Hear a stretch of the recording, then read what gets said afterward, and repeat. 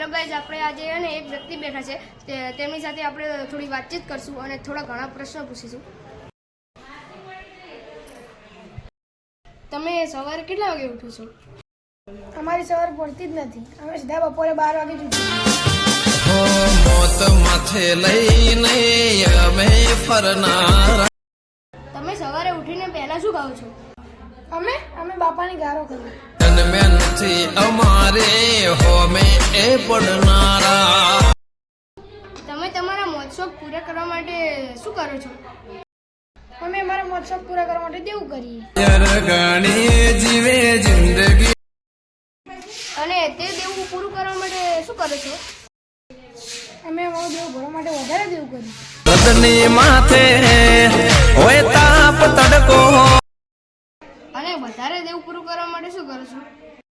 તે દેવું પૂરું કરવા માટે લોકોને ભૂખ મારી. પાસો